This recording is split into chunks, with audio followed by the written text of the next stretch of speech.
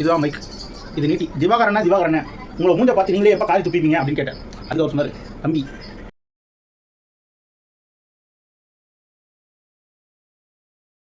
எல்லாரும் காரி துப்பிட்டு இருக்காங்க, அந்த சீழை எப்போ இது பண்ணீங்க அப்படின்னு கேட்டோம். அப்பவும் சொல்கிறேன், என்ன சொல்கிறாருன்னா இதான் சொல்கிறேன், இதுவும் சொல்கிறேன். ஆனால் ஜீப்பு மூத்த பற்றிலாம் பேசாதீங்க, உங்களை ஜீப்பில் ஏற்ற காலம் வரும் அப்படின்னு சொல்லிட்டு இருக்கேன். இல்லைம்மா நம்ம அந்த மாதிரி எதுவுமே பண்ணுறதில்ல, நம்ம அந்த அளவுக்கு டீசெண்டாக இருக்கும். ஆனால் டீசென்ட்னு சொல்லிட்டு நீங்கள் சொல்கிறீங்க, இன்டீசென்ட் சொல்லிட்டு நாங்கள் சொல்கிறோம். பட் ஆனால் நாங்கள் சொல்கிறது தான் டீசென்ட், இது உண்மையை ஒத்துக்கணும். நாங்கள் சொல்கிறது டீசெண்டாக சொல்கிறோம், தயவு செய்து மூடிட்டு இருங்க அப்படின்னு சொன்னோம். கேட்க மாட்டோம். அவர் என்ன சொல்கிறார் நீங்களே கேட்டுப்பாரு.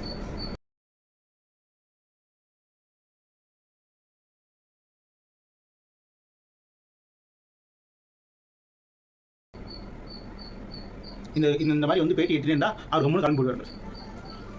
அண்ணன் உங்களை ஆர்லிக்ஸ் விளம்பரத்தில் நடிக்குவான்னு கூப்பிடல, ஆறி போன போண்டா மாதிரி நீங்களா உங்களை வந்து மக்கள்லாம் பார்த்துட்டு நல்லா ருசியாக இருக்கும் பொழுது எடுத்து 2 கடி கடிப்போம் அப்படின்னு சொல்லிட்டு எடுத்து சாப்பிட்டு பார்த்துருக்காங்க. சாப்பிட்டதுக்கப்புறம் தான் தெரியுது ஒரே எண்ணெய், ஒரே திகட்டல், காரி துப்பிட்டு இருக்காங்க, வாங்கி எடுத்துக்கிட்டு இருக்காங்க. சொன்னால் புரிஞ்சுக்குங்க, உங்களுக்கு வருது வந்து அரிப்பு வந்து அந்த அரிப்பு வந்து சீழா மாதிரி கொட்டிக்கிட்டு இருக்கு. தயவு செய்து சொன்னால் புரிஞ்சுக்கணும்.